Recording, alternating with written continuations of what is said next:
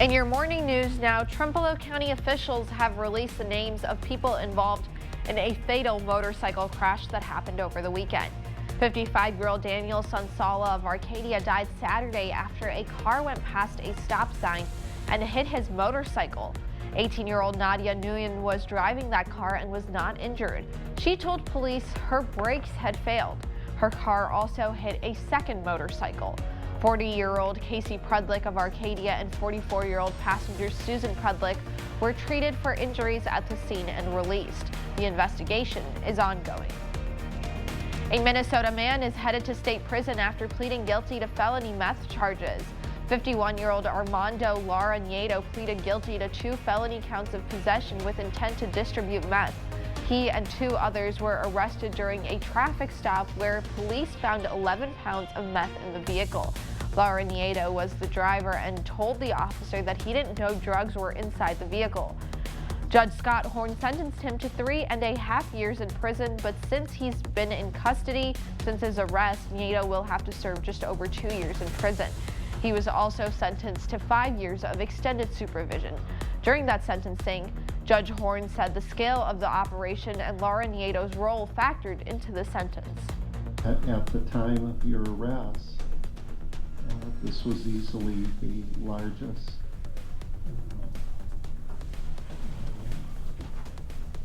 methamphetamine offense that La Crosse has ever seen.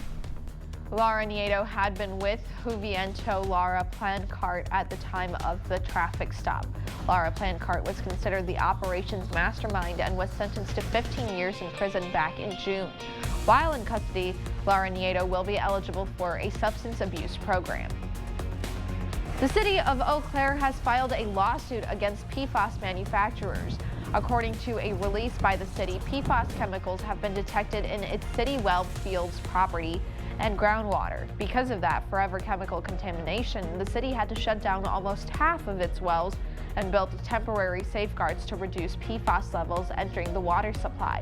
They've also begun planning to build permanent treatment facilities, but that is likely to cost over $20 million. The city says the companies behind PFAS should have to foot that bill, not the city.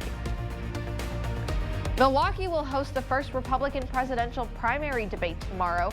According to the Republican National Committee, 8 candidates have qualified for the debate.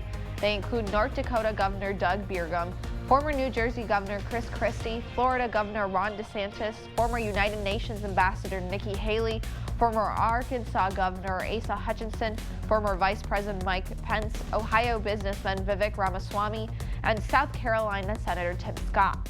Donald Trump is skipping the debate, writing on social media that the public already knows who he is and how successful his presidency was. Former Wisconsin Governor Scott Walker said he would rather see Trump show up, not only because Walker's Young America's Foundation is one of the hosts, but because he believes Trump's work in the 2016 debates got him elected. Donald Trump caught people's attention 8 years ago because, particularly in the debates and in his rallies, he was very clear. He was going to build the wall, he was going to drain the swamp.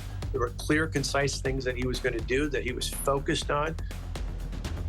With Wisconsin being a key swing state, Walker expects many of the candidates will visit again after the debate. In 2020, President Joe Biden beat Trump in Wisconsin by just over 20,000 votes. A concert in downtown Onalaska scheduled for today has been postponed due to extreme heat.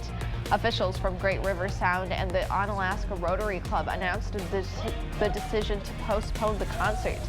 They say the forecasted heat indexes would be a safety risk.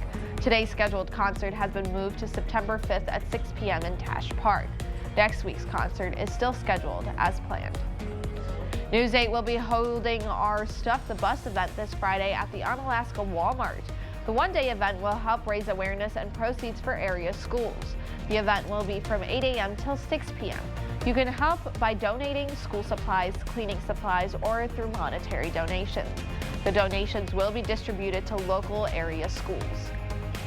As you head out the door this morning, temperatures are in the 60s and at low 70s under mainly sunny skies, although a few clouds out there now. Those clouds should clear out, though, especially by the afternoon today with highs into the mid-90s. To keep in mind as well, we do have those excessive heat warnings starting at 11 a.m. and going until 10 p.m. tomorrow night. That's because heat index values will be between 110 to 116. So make sure to stay hydrated and take frequent breaks between today and through Thursday with those alert days for the heat there in place. Now, as we head into this weekend and early next week, we cool down drastically into the low to mid 80s. So I think we'll all be looking forward to that after a sweltering few days coming up. Yeah.